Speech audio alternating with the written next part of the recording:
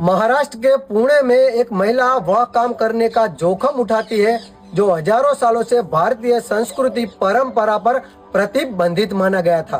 वह काम अछूत जाति के बच्चों और लड़कियों को शिक्षा देने का। वह जब शिक्षा देने का काम शुरू करती है तो उसे समाज से ही नहीं परिवार से भी बेदखल कर दिया जाता है।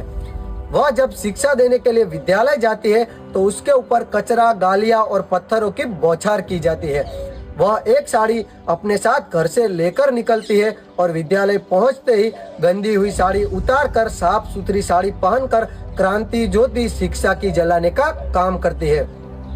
विधवा महिलाओं के बच्चों और अनाथ बच्चों के लिए बाल हत्या प्रतिबंधक गृह व शिशु संघ गृह ओपन के जरिए महिलाओं के आत्मसम्मान और वजूद के लिए खड़ी रहती है। शोषित, वंचित और खासकर महिलाओं के आत्मसम्मान को बढ़ाने के काम में वह घर घर जाकर लोगों को समझाती है। अपनी कविताओं से दलित, शोषित, वंचित और महिलाओं को जागरूक करती है। वह महिला एक ऐसा जीता जागता चार्टर बनती है और वह तय करती है कि अब नए भारत में न महिलाएं वैसा जीवन जिएगी न वैसा दिखेगी जैसा हजारों सालों से वह दिखती और जीती चली आई है। प्लेग की बीमारी के लोगों का इलाज करते हुए खुद भी प्लेग का शिकार हो जाती है और इस दुनिया से रुखसत हो जाती है। नए भारत के इतिहास लिखने वालों ने ज्यादती की, बेईमानी की, उस महिला के संघर्षों, वजूदों और कविताओं को जो स्थान मिलना चाहिए वह मिला ही नहीं जिसकी वह हकदार थी।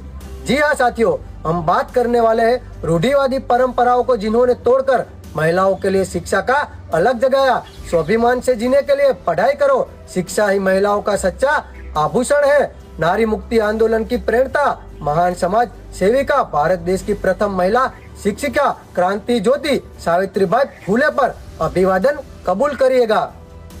जाओ, जाकर पढ़ो लिखो, बनो आत्मनिर्भर, बनो महंती, काम करो, ज्ञान और धन इकट्ठा करो। ज्ञान के बिना सब खो जाता है, ज्ञान के बिना हम जानवर हो जाते हैं। इसलिए खाली न बैठो, जाओ जाकर शिक्षा लो, दमितो और त्याग दिए गए दुखों को दूर करो। तुम्हारे पास सीखने का मौका है, सीखो इसलिए जाति के बंधनों को तोड़ दो, ब्राह्मणों के ग्रंथों को जल्द से जल्द फेंक दो। यह कविता है क्रांति ज्योति सावित्रीबाई फुले की। यूं तो इतिहास और वर्तमान में सावित्रीबाई फुले को बहुत ही कम याद किया जाता है, मगर जितना भी याद किया जाता है उसमें सबसे ज्यादा अहमियत इस बात की दी जाती है कि उन्होंने शिक्षा के लिए काम किया, और शिक्षा भी किन के लिए, तो अछूत जाति के बच्चों और लड़कियों के लिए। तो आइए जानते हैं सावित्रीबाई फुले के जीवन और उनके संघर्षों के बारे में। महाराष्ट्र के सतारा जिले के नया गांव में माली जाति में 3 जनवरी 1831 को जन्मी सावित्रीबाई फुले भारत की प्रथम महिला शिक्षिका थी। उनके पिता का नाम खंडोजी नेवसे और माता का नाम लक्ष्मीबाई था।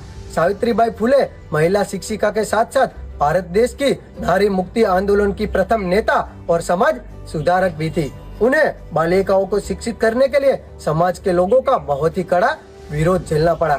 कई बार तो उन्हें समाज के ठेकेदारों से पत्थर भी खाने पड़े। आजादी से पहले भारत देश में शूद्रों और स्त्रियों की गिनती 2 दर्जे में होती थी। आज की तरह उन्हें शिक्षा प्राप्त करने का अधिकार नहीं था। वहीं अगर बात 18वीं सदी की करें तो शूद्रों और स्त्रियों का स्कूल में प्रवेश करना भी पाप माना जाता था। उस समय में सावित्रीबाई फुले ने जो कर दिखाया वह कोई साधारण उपलब्धि नहीं थी। वह जब बालिकाओं को पढ़ाने के लिए विद्यालय जाती थी तो लोग उन पर पत्थर फेंकते थे, फिर भी वह अपने लक्ष्य से कभी भटकी नहीं और बालिकाओं और महिलाओं को शिक्षा प्राप्त करने का अधिकार दिलाया। सावित्रीबाई फुले और उनके पति समाज सुधारक ज्योतिराव फुले ने 1 जनवरी 1848 को पुणे के भिड़ेवाड़ा में बालिकाओं के लिए प्रथम स्कूल की स्थापना की थी। सावित्रीबाई फुले का विवाह बहुत ही कम उम्र में हो गया था। उनका विवाह महज 9 साल की उम्र में समाज सुधारक ज्योतिराव फुले के साथ सन 1844 में हो गया था। शादी के थोड़े दिन बाद ही वह अपने पति के साथ पुणे चली गई। शादी के समय वह पढ़ी लिखी नहीं थी, परंतु उनका पढ़ने और लिखने में बहुत मन लगता था। उनके पढ़ने और लिखने के लगाव से प्रभावित होकर उनके पति ज्योतिराव फुले ने उन्हें आगे पढ़ना और लिखना सिखाया। सावित्रीबाई फुले ने अहमदनगर और पुणे में एक बेहतरीन शिक्षिका बनने का स्वप्न देखा और वह आगे जाके एक योग्य शिक्षिका बनी। सावित्रीबाई फुले और उनके पति ज्योतिराव फुले ने सन 1848 में अलग अलग जाति के 9 छात्रों और बालिकाओं के लिए प्रथम स्कूल की स्थापना की थी। सावित्रीबाई फुले और ज्योतिराव फुले एक साल में ही और नए 5 स्कूल खोलने में सफल हुए। सरकार ने तुरंत ही उन्हें सम्मानित कर दिया। एक महिला प्रिंसिपल को सन 1848 के समय में बालिकाओं का विद्यालय चलाने में कितनी तकलीफ रही होगी, उसकी शायद हम आज कल्पना भी नहीं कर सकते, क्योंकि उस समय पर लड़कियों को पढ़ने पर सामाजिक पाबंदी थी। उस दौर में सावित्रीबाई फुले न कि खुद पढ़ी, बल्कि उन्होंने दूसरी लड़कियों को भी पढ़ाने का काम किया। आजादी से पहले देश के अंदर छुआछूत, सती प्रथा, बाल विवाह जैसी गंदी कुरीतियां व्याप्त थी। सावित्रीबाई फुले का जीवन बेहद ही मुश्किलों से भरा रहा। महिलाओं के उत्थान के लिए काम करने के लिए, छुआछूत के खिलाफ आवाज उठाने के लिए उन्हें समाज के अंदर एक बड़े वर्ग का विरोध भी झेलना पड़ा। वह जब बालिकाओं को पढ़ाने के लिए विद्यालय जाती थी तो उनके विरोधी उन पर पत्थर मारते थे, गंदगियां फेंकते थे।